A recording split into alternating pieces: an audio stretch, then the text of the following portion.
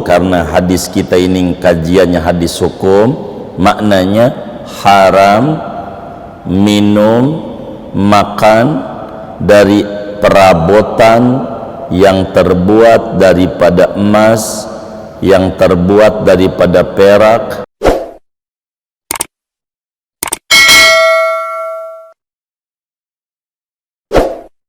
Sayyidina Muhammadin wa ala alihi wa sahbihi ajma'in. Amma ba'du, faqad qala al-imam al-muallif rahimahullah wa nafa'ana bihi wa bi barakati ulumi wa ghafara lahu wa limasyaikhihi wa limasyaikhina amin. Babul aniyati, adapun ini yaitu bab menerangkan wadah-wadah. An Hudzaifah bin al-Yaman radhiyallahu anhu maqal, diriwayatkan dari Hudzaifah bin Yaman radhiyallahu anhuma, ia berkata, qala Rasulullah sallallahu alaihi wasallam, telah bersabda Rasulullah sallallahu alaihi wasallam, la tashrabu fi aniyatidz zahabi wal fiddah, janganlah kalian minum pada wadah-wadah dari emas dan perak, wala ta'kulu fi sihafihima, dan janganlah kalian makan pada piring-piring emas dan perak, fa innaha lahum fid dunya, maka sesungguhnya wadah tersebut untuk mereka orang-orang non-muslim di dunia, walakum fil akhirati, dan bagi kalian di akhirat. Muttafaqun alaih, hadis riwayat Imam Bukhari dan Imam Muslim. Wallahu a'lam bishawab. Saudara sekalian yang mulia, di dalam kajian taharah ini, kajian tentang bersuci, sebelum kita berbicara tentang solat, maka perlu diketahui ada namanya maqasidut taharah, ada namanya wasailut taharah, dan ada namanya wasailut taharah. Ada namanya tujuan bersuci, kedua adalah media, alat untuk bersuci, dan ketiga media daripada alat-alat bersuci. Perlu diketahui di dalam kajian bersuci, tujuannya berbicara tentang wudu, kedua berbicara tentang mandi, ketiga berbicara tentang tayamum, dan keempat berbicara tentang menghilangkan najis, yang kesemua ini tujuan utamanya untuk menuju sholat. Nah, untuk berwudu, mandi, tayamum, menghilangkan najis, ada medianya, ada perangkatnya. 4 namanya wasailut taharah, 4 media untuk bersuci. Ada air, dan itu udah kita bedah. Ada tayamum, debu maksudnya, ada debu, ada batu istinja, dan ada penyamak. Ini namanya disebut media bersuci. Nah, dari media ini, wasilatut taharah ini, ada juga namanya wasailul wasail. Nah, inilah yang kita mau bedah. Sebab saudara,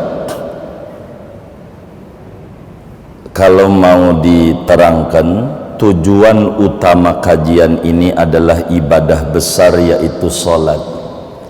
Untuk sholat, di antara syaratnya kudu wudu. Untuk wudu, di antara alatnya kudu ada air, dan air ini kudu ada tempatnya. Enggak mungkin ada air enggak ada tempatnya. Maka akan diterangkan hukum tempat-tempat atau wadah-wadah, piring, gelas, dan seterusnya. Inilah judul bab, babul aniyah, bab menerangkan tentang wadah-wadah. Bahasa Melayunya bejana-bejana. Bapak Ibu Saudara, Allah Subhanahu wa taala di dalam Al-Qur'an menjelaskan, huwallazi khalaqalakum ma fil ardi jami'a. Surat Al-Baqarah. Dialah Allah yang mencipta untuk Anda semua apa saja di muka bumi. Artinya Allah bolehkan apa saja yang ada di muka bumi ini, hanya ada beberapa yang Allah tidak bolehkan, termasuk wadah-wadah. Selebihnya Allah bolehkan. Jadi kita tidak berbicara yang dibolehin, karena itu terlalu panjang dan banyak adanya. Islam itu agama yang mengajarkan simple, mudah. Jadi kalau yang banyak jangan dibicarakan, yang dibicarakan yang sedikit, yang pemahaman terbaliknya yang banyak, begitu. Makanya dalam Islam diterangkan tentang batal wudhu. Yang gak batal jangan diterangkan karena terlalu banyak, begitu. Jadi supaya mudah untuk diingat. Makanan yang boleh enggak diterangin, yang enggak boleh diterangin, jumlahnya dikit. Kalaulah kita membuat label halal sama haram, kalau pengen simple, labelin yang haram. Enggak perlu banyak biaya-biaya untuk kita labelin. Tapi kalau ngelabelin yang halal, ya Allah, sampai kiamat enggak akan rapih-rapih memberikan labelnya. Begitu, labelnya begitu. Kalau nerangin yang halal, sebab yang halal banyak sekali. Itu begitu. Nah, begitu juga ngomongin wadah, saudara. Ada hikmah.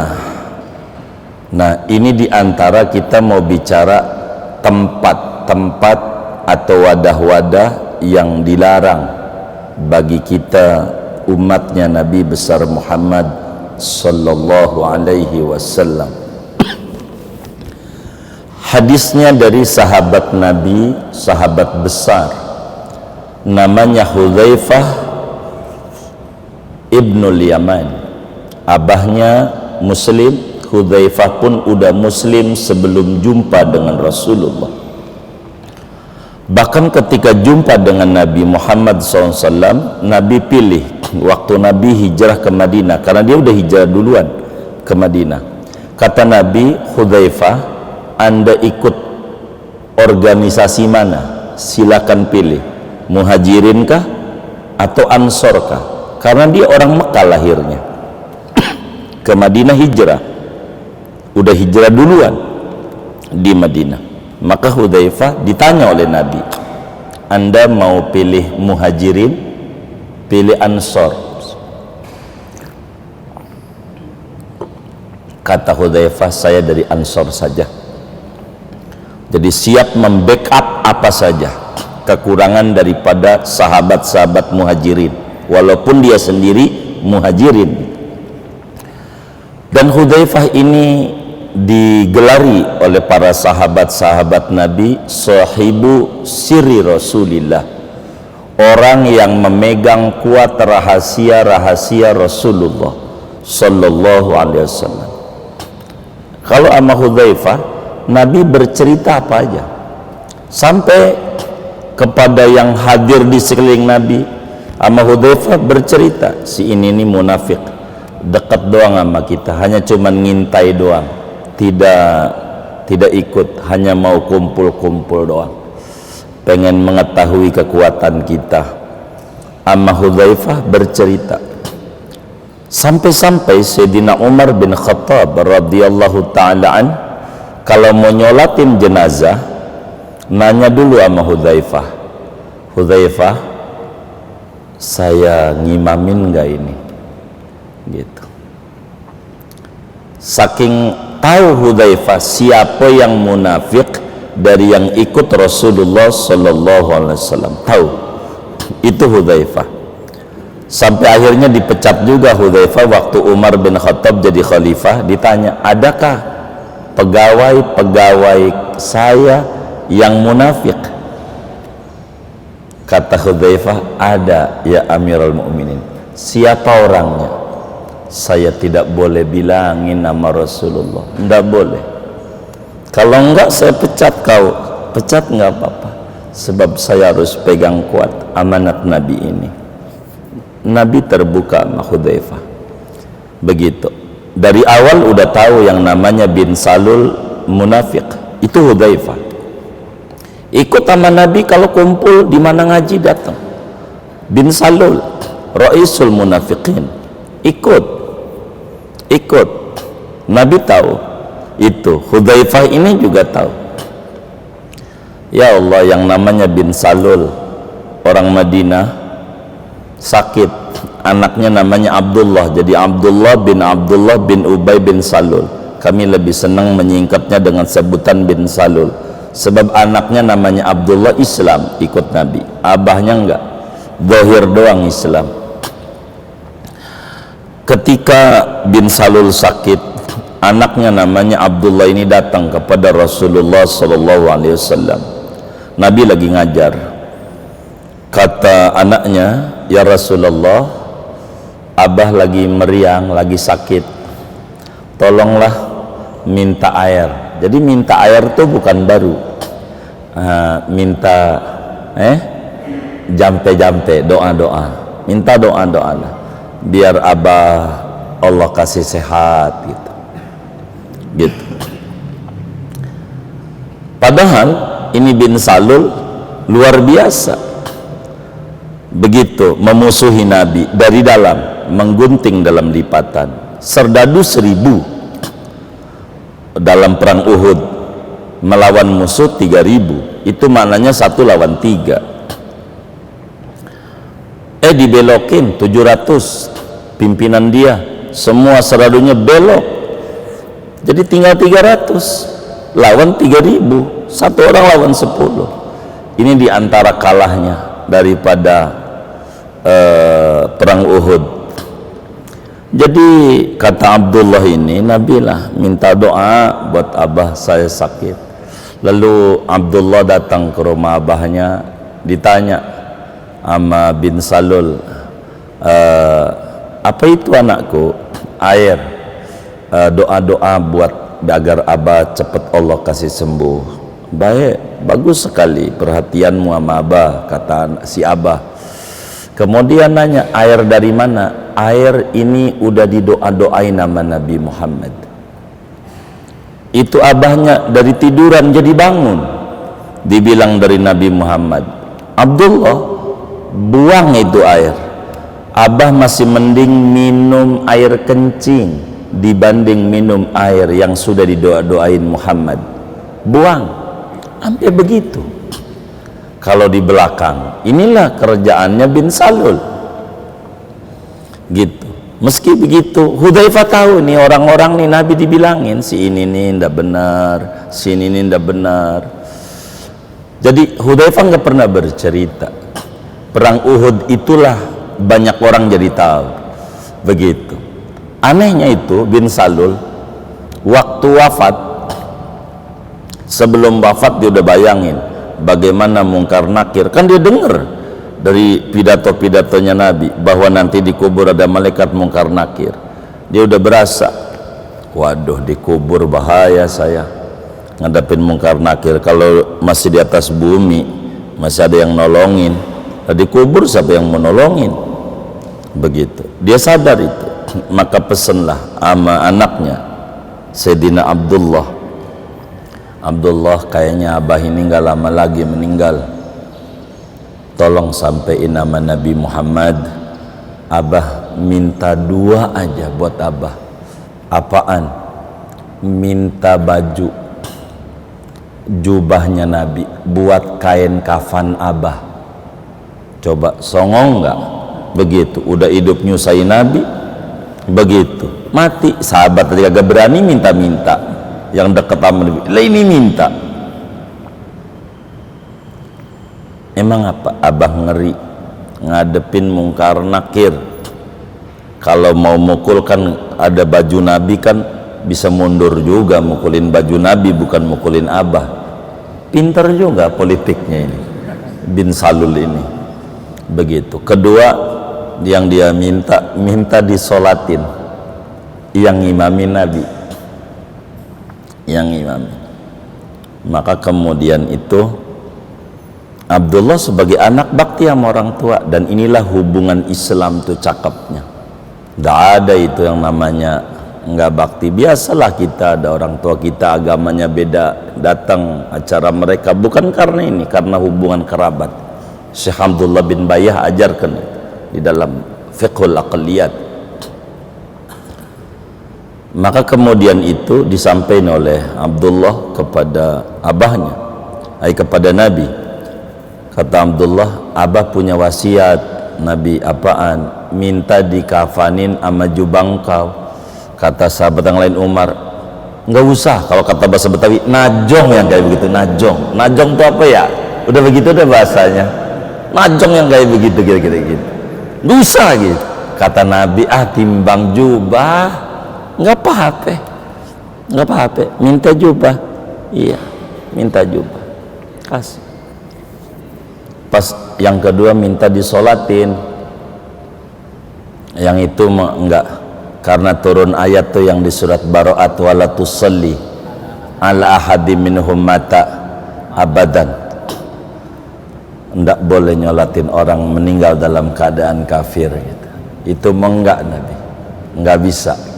Tapi yang jubah dikasih, berkat dikasih itu, anak buah dia yang 700 itu semuanya balik kepada Islam kembali. Hudzaifah ibnul Yaman memegang kendali dan banyak bertanya kepada Rasulullah hal negatif. Kalau kata Hudzaifah, saya itu kalau ketemu Nabi nanyanya yang buruk-buruk supaya saya bisa menghindari. Kalau yang buruk udah tahu, tinggal yang bagus-bagus. Kalau orang-orang minta yang bagus-bagus, ibarat orang minta sama kiai, bagaimana biar enggak miskin, enggak kayak kita sama kiai, bagaimana biar kaya, duit banyak, itu mulu. Dia enggak miskin juga jadi kaya juga sebetulnya, bener enggak? Inilah Hudzaifah, bagaimana biar saya enggak masuk neraka, bagaimana biar enggak disiksa di kubur, bagaimana ini. Jadi fitnah akhir zaman itu hadisnya jalur dari Sayyidina Hudzaifah bin Yaman. Kata Sayyidina Hudzaifah materi pada pertemuan ini, salah satu hadisnya kata beliau, qala Rasulullah sallallahu alaihi wasallam, la tashrabu fi aniyatidz dzahabi wal fiddah. Jangan kalian minum pada wadah-wadah yang terbuat dari emas dan perak. Kalau dikata jangan namanya larangan. Larangan itu maknanya haram bila tidak ada qarinah. Jadi haram kita minum pakai wadah-wadah gelas, mug, cangkir yang terbuat daripada emas dan yang terbuat daripada perak. Ini dilarang oleh agama. Begitu pula dilarang jangan makan pada piring, panci, sendok, garpu, celak mata, apa aja dah yang terbuat daripada emas dan perak. Nabi memberikan penjelasan, fa innaha lahum fid dunya wa lakum fil akhirah. Emas dan perak ini Anda bakal halal kalau di akhirat. Di surga itu nggak ada piring plastik, semuanya dari emas, semuanya dari perak. Emas perak itu semua isi surga, pancinya, termosnya, cangkirnya, apanya saja. Aluminium nggak ada, pokoknya semuanya barang-barang mewah itu yang ada di surga. Tapi itu untuk mereka orang-orang non muslim di dunia. Artinya betapa Rasulullah sallallahu alaihi wasallam mengingatkan kepada umatnya pentingnya tujuan, bahwa kita di dunia ini pada akhirnya innalillah wa inna ilaihi raji'un, bahwa kita bakal balik kepada Allah. Dulu kita orang surgawi, Nabi Adam ada di surga dan kita kudu balik ke surga. Maka hal-hal yang menghalangi kita untuk mendapatkan surganya Allah, maka Nabi sampaikan kepada kita, jangan makan walaupun kita kaya raya pakai piringnya dari emas, jangan begitu. Piringnya dari perak, jangan. Kalau kita sih bukan jangan, emang juga gak punya kita mah begitu, yang kayak begitu. Ada emas lakinya dari Jawa ya kan, dikiloin nggak laku ya kan emas. Ini ndak boleh pakai piring emas, piring, sendok, gelas kayak begininya muanya dari emas, dari perak, haram. Sebab tujuan kita itu bagaimana meraih ridha dan surganya Allah, dan kita di dunia ini hanya sebatas saja, sehingga tidak boleh bersenang-senang melampaui batas. Muslim ada aturan, maka diatur. Maknanya selain yang disebutkan itu boleh begitu. Saudara barangkali punya piring dari jamrud, gelas dari jamrud gitu, safir begitu, boleh gitu, walaupun harganya mahal melebihi harga emas, enggak apa-apa. Yang kayak begitu silahkan pakai sendok dari jamrud, piring dari jamrud, dari safir, blue safir apa aja, dari virus begitu, silahkan, enggak apa-apa, meski harganya jauh lebih mahal dari emas dan perak. Karena bukan harganya, ini barang ini disebut barang berharga, emas dan perak. Maka emas dan perak saja yang dilarang untuk dijadikan wadah. Dari hadis ini saudara bisa kita ambil faham hukum, karena hadis kita ini kajiannya hadis hukum, maknanya haram minum, makan dari perabotan yang terbuat daripada emas, yang terbuat daripada perak, baik piring, gelas, panci, wajan, sendok, garpu, celak mata, ini adalah haram. Bahkan Imamun Nawawi di dalam kitab Al-Minhaj, syarah daripada Sahih Muslimnya, menjelaskan ijma semua ulama tentang keharaman makan minum dari wadah emas dan perak, baik dia laki-laki maupun dia perempuan, itu haram. Bagaimana membuatnya atau menyimpannya, ini juga haram. Sebab membuat itu pada akhirnya untuk dipakai begitu, walaupun Nabi tidak menjelaskan secara gamblang, tapi di dalamnya ada makna tersirat. Begitu juga haram membuatnya, menyimpannya, tidak boleh wadah yang terbuat daripada emas dan perak.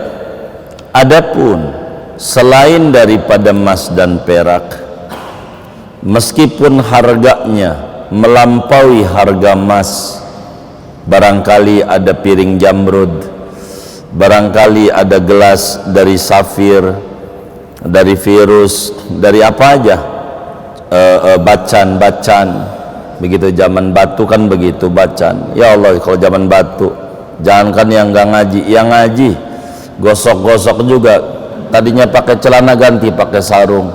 Buat apa? Biar kelihatan santri, bukan buat gosok cincin aja begitu, gosok aja begitu. Zaman batu namanya itu begitu.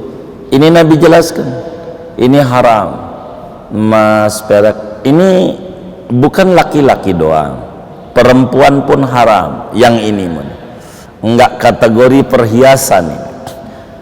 Walaupun perempuan makan dari piring emas enggak boleh, minum dari piring emas enggak boleh, haram hukumnya. Meski dia perempuan, mau gede dekat dia, mau kecil. Lain dengan perempuan memakai kalung emas, ini lain cerita. Ini bukan wadah namanya, kalung tuh bukan perabotan namanya. Perhiasan lain materi. Kita lagi ngomongin perabotan, perangkat rumah tangga. Ini tidak boleh, hukumnya haram. Secara zahir andai boleh, hilang, ditaruh aja di depan habis makan, ya kan? Kayaknya dia ngambil kayaknya, begitu. Tapi agama jauh-jauh hari udah jelaskan kenapa sih nggak boleh. Nabi bilang fa innaha lahum fid dunya. Orang non muslim biarin, emang dia kesenangannya di dunia doang. Orang non muslim begitu. Anda ini tujuannya akhirat. Kenikmatan yang di dunia ini, wa mal hayatud dunya illa mata'ul ghurur. Tidaklah kehidupan dunia ini melainkan kesenangan yang menipu. Di dunia ini senangnya nipu, sebentar senangnya. Kita belum punya motor, kita pengen punya motor, biar legenda dua nggak apa-apa, yang penting punya motor ya Rob. Udah punya motor mah, ya dah motor gua jelek ya, ono bagus, hilang lagi. Jadi sebelum dimiliki udah paling cakepnya tuh begitu. Itu kesenangan dunia. Kayak kita jalan-jalan kemana, ke puncak, ke Bali, kemana, wah girang, pas mau pulang puyeng, mana jalan macet lagi, ini mahal tahun baruan, tadinya jalan-jalan begitu, sampai basok lah. Dia protes juga sama dia di mobil, dia bilang tuh itu najong banget bakso, mahal 50.000, enak juga kagak, begitu kata dia. Enak kagak 50.000, kata temennya. Habis enggak? Habis sih. Kalau kata Muallim Safi Adami, kalau udah masuk perut jangan dikomentari. Begitu kata Muallim, jangan komentar, udah masuk perut gitu. Tapi mahal. Kalau kedengeran sama yang dagang bakso yang di Pantai Carita, dia bakal ngomong, saya jualan buat yang duitnya banyak. Lu ngapa kagak punya duit lu hiburan kemari? Itu salah lu. Ini emang yang buat orang yang duitnya banyak. Begitu kata dia. Kalau kedengeran, yang udah masuk perut mau udah ikhlasin, nggak apa-apa. Begitu, kayak begitu, jangan diomeli. Fa innaha lahum fid dunya, wadah-wadah ini diizinkan bagi non muslim, tapi muslim ada peraturan, nggak boleh sembarangan. Selebih daripada emas perak masih banyak kok wadah-wadah yang diperbolehkan, dari cup aqua, dari ini dari itu. Dan kalau mau jujur, yang mahal tuh isinya, bukan bungkusnya. Nggak ada nilainya. Nih contoh nih, air segelas, air mineral, mungkin kalau segelas ya 500 lah, paling mahal 1000 ya kan, begitu. Diganti lagi dengan air jeruk, berapa kira-kira ya? Iya 5.000. Diganti lagi sama madu, wah ratusan ribu. Jadi yang mahal tuh bungkusnya apa isinya. Jadi muslim itu dididik oleh Rasulullah konsen pada isi, bukan konsen pada bungkus. Yang mahal tuh isi, bukan bungkusnya, bukan. Ini yang harus dikonsen. Ini piring, gelas, ini adalah bungkus, wadah. Dan wadah itu yang mahal isi, semuanya isi. Kayak badan gini nih, ini badan namanya bungkus. Jadi jangan banyak memikirkan bungkus. Makanan mau di mana tempat tahu? Ono di Joglono ada sayur asem, temu aja lewat dia Kembangan, ada kepala kakap tuh, kemana kepala kakap, ada aja dia tahu kemana tempat. Tapi majelis ilmu samping rumahnya kadang kagak tahu dia. Jadi tahunya makan mulu makan, padahal makanan badan ini bungkus. Yang mahal tuh ruh yang mahal. Yang mahal tuh ruh. Maka Nabi bilang, fa innaha lahum fid dunya, maka ini wadah-wadah ini untuk mereka di dunia, walakum fil akhirat, nanti sabar Anda di akhirat. Banyak keindahan-keindahan melebihi daripada apa yang Anda bayangkan di dunia ini. Anda sabar. Begitulah muslim di dunia, diatur dalam tatanan kehidupan. Dapur saja di dapur ini dituliskan oleh pengarang kitab kita ini, oleh Imam Ibnu Hajar Al-Asqalani di dalam bab ini. Begitu berbicara tentang keharaman kita berwudu, keharaman kita mandi, keharaman kita menghilangkan najis dengan menggunakan wadah-wadah, gayung, segalanya yang terbuat daripada emas, yang terbuat daripada perak. Ini dilarang oleh agama, sehingga maksudnya ada namanya mafhum mukhalafah. Mafhum mukhalafah ini pemahaman terbalik. Orang kalau tidak memahami pemahaman terbalik akan terjebak sama kata-kata. Contoh, yang tidak berkepentingan dilarang masuk. Itu ada pemahaman terbaliknya, yang berkepentingan boleh masuk.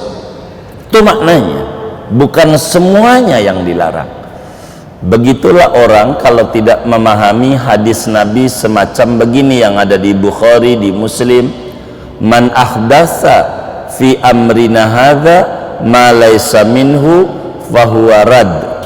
Siapa orang yang mengadakan hal baru dalam agama ini yang tidak punya dalil dari agama, maka itu ditolak. Siapa yang mengadakan sesuatu yang baru dalam Islam yang tidak punya dalil dari Islam, itu ditolak. Orang harus pahami pemahaman terbaliknya. Apa pemahaman terbaliknya? Siapa yang mengadakan hal baru namun punya dalil dari agama, maka tidak ditolak. Begitu. Yang penting ada dalil. Begitu. Kayak arisan. Nabi arisan enggak? Kan ada arisan karyawan mercubuana. Suka ada juga itu. Arisan. Nabi arisan enggak? Enggak begitu. Ada enggak dalilnya? Wah, ada. Ini maksudnya silaturahim, mengikat kekerabatan. Biar silaturahimnya terjaga. Oh, tujuannya silaturahim. Nah, itu yang dikomentari oleh Islam, bukan judulnya. Tapi isinya. Nah, itu begitu hadis ini. Jangan makan dari piring emas, piring perak, minum jangan. Sendok garpu, maknanya selain emas dan perak, dari berbagai macam wadah, aluminium kek, plastik kek, kap aqua kek, apalagi dah tuh keramik kek, beling kek, apa aja, dari rotan kek, kan ada juga wadah rotan, dari kertas kek buat nasi rames, itu silahkan. Enggak pengen kudu disebutin semuanya sama Nabi, cukup garis-garis besar. Jadi saudara bisa memahami dari hadis ini. Makan pakai bungkus nasi rames boleh, enggak apa-apa, enggak apa-apa. Yang dilarang emas perak, udah cukup. Makan pakai piring dari rotan boleh, begitu, boleh, enggak apa-apa, begitu. Karena apa? Yang dilarang hanya emas, hanya perak, piring. Selebihnya tidak mengapa. Nanti di depan akan dijelaskan dalam hadis ke depan apa akibatnya nanti kalau orang makan dengan piring emas, piring perak, ini bakal dia diazab oleh Allah di neraka nanti ke depan. Hadis nomor 2 saya belum baca, nanti saja kita bacanya. Hadis nomor 2 ini kenapa? Karena lil khuyala, karena ini mendidik kesombongan secara logika. Tapi ilat yang paling tinggi bukan logika, udah Nabi larang aja dah, kita nggak usah diputer-puter. Kalau udah Nabi larang, ikuti aja, nanti hikmah bakal ketemu oleh kita. Kalau kita udah muter main logika, akibatnya jadi hancur. Contoh begini, kenapa daging babi dilarang dimakan? Karena mengandung cacing pita. Oh, berarti dilarang karena mengandung cacing pita. Bagaimana dengan teknologi makin canggih sehingga bisa disterilkan daging babi daripada cacing pita? Maka bakal muncul logikanya sama dengan boleh. Begitu? Enggak begitu. Ini namanya disebut elat ghaiyah. Dalil logika itu namanya elat ghaiyah, elat penunjang, sekunder. Al-illatul ghaiyatu la tusbitul hukma. Elat ghaiyah itu tidak bisa untuk menetapkan hukum. Contoh lampu merah, traffic light. Itu lampu merah dibuat untuk tidak terjadi tabrakan. Bila ini menjadi satu alasan biar tidak terjadi tabrakan, maka logikanya di depan kita sekilo nggak ada mobil, kanan nggak ada, kiri nggak ada, kita lewat lagi merah, ditangkap nggak? Ditangkap nggak? Kan nggak terjadi tabrakan. Kenapa ditangkap? Ditangkap nggak kira-kira? Hah? Lagi merah kita lewat, ditangkap nggak? Kedengeran ini ya? Ditangkap nggak? Kenapa ditangkap? Hah? Sudah menjadi peraturan begitu. Jadi mau mengandung cacing pita kayak mau kagak kayak udah jadi peraturan. Mau sombong kayak mau kagak kayak, piring emas, piring perak, gelas emas, sendok, garpu, celak mata atau apa saja yang dari emas perak dilarang. Hikmah pelan-pelan kita akan mengerti, pelan-pelan. Selebihnya masih banyak yang diboleh. Jadi jangan kita mengomentari yang boleh, yang dilarang aja belum banyak kita komentari. Begitu, itu yang kayak begitu, akhirnya menjadi kita puyeng. Balik lagi, kata Sayyidina Hudzaifah ibnul Yaman radhiyallahu anhuma, Rasulullah sallallahu alaihi wasallam bersabda, la tashrabu, namanya lakni lanahi, an-nahyu yadullu ala tahrim malam tujadil qarinah. Larangan itu di dalam usul fikihnya mengindikasikan haram selama tidak ada qarinah yang memalingkan. Begitu. Jadi haram minum, makan menggunakan wadah-wadah dari emas dan perak, piring dari emas dan perak, sama ada itu emas murni atau masih ada campurannya dengan perak, sama itu dia laki-laki, sama itu dia perempuan, sama dia orang gede, sama dia bocah, itu semuanya dilarang. Pokoknya ala jami'i wujuhil isti'mal, seluruh cara-cara memakai. Apa kek? Bukan makan minum doang, celak mata, sendok garpu dan seterusnya, itu juga semuanya dilarang oleh agama. Selebihnya maknanya silahkan makan, silahkan minum, silahkan menggunakan panci, bejana selain daripada emas dan perak, meski harganya amat sangat jauh lebih mahal daripada emas dan perak. Di antara illat ghaiyahnya, fa innaha lahum fid dunya wa lakum fil akhirah, itu diperuntukkan untuk mereka non muslim di dunia dan untuk kalian nanti di akhirat. Sabar, muslim tidak boleh melupakan tujuan kebahagiaan akhirat, jangan terpukau dengan keindahan-keindahan dunia, karena ini semuanya adalah bungkus, dan kita jangan konsen pada bungkus, tapi muslim harus konsen pada isi. Sebagaimana badan adalah bungkus, qalbu adalah isi, kita harus menitik beratkan memberi makan qalbu dibanding memperhatikan raga. Dalam lagu Indonesia Raya, bangunlah jiwanya, baru kemudian bangunlah raganya. Gampang mindahin tempat mah gampang, yang penting duitnya ada dulu, kan begitu ya, begitu. Dan ini yang paling penting buat kita bersama. Mudah-mudahan dengan kita ngaji hadis ini, Allah Subhanahu wa ta'ala tambahkan rasa cinta kita kepada Nabi, cinta kita kepada kalam-kalam Nabi, dan kita pelan-pelan hidup makin hari makin akrab dengan Nabi, makin hari makin dekat dengan Nabi Muhammad sallallahu alaihi wasallam. Pelan-pelan kita bisa mengikuti semua ajarannya sampailah Allah wafatkan kita di dalam mutabaah yang totalitas kepada Nabi Muhammad sallallahu alaihi wasallam. Amin ya rabbal alamin. Segini aja, enggak usah banyak-banyak. Waktu yang ada buat tanya jawab saja. Ada yang ditanya mungkin dari materi ini atau di luarnya, sebelum doa dipersilahkan. Wallahu a'lam bishawab.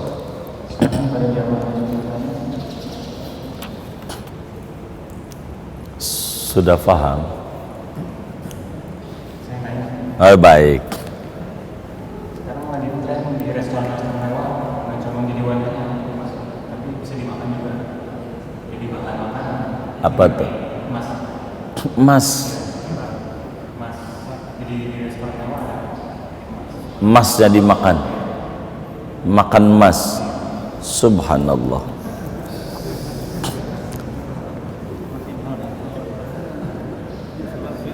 Emang emas makanan? Bisa dipalu. Emasnya tipis. Dicampur?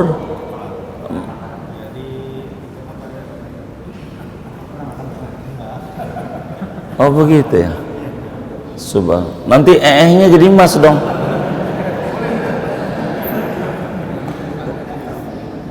Iya iya. Itu alasannya untuk apa itu? Biar kelihatan mewah. Hah? Rasanya nggak ada. Oh, rasanya nggak ada. Ah iya iya iya. Iya. Jadi anas ajenas manusia itu macam-macam. Begitu. Manusia itu macam-macam. Ya tidak boleh begitu. Tidak boleh memakan emas. Lagi bukan makanan. Begitu. Kalau zaman dulu ada di kampung itu namanya kuda lumping yang model kayak begitu itu. Begitu, iya, begitu. Jadi bukan beling lagi emas juga. Hanya lil khuyalah. Dilarang oleh agama yang kayak begitu. Tidak boleh. Begitu. Cuman kalau kayak emasnya bentuknya pisang, ada namanya pisang emas, itu boleh. Boleh. Boleh dimakan. Kalau pisang emas begitu. Gitu, karena ada tuh pisang emas, boleh begitu, boleh dimakan begitu, yang kayak begitu. Wallahu a'lam. Saya kurang paham itu. Ya, ada ya, saya kaget juga, baru dengar juga saya begitu.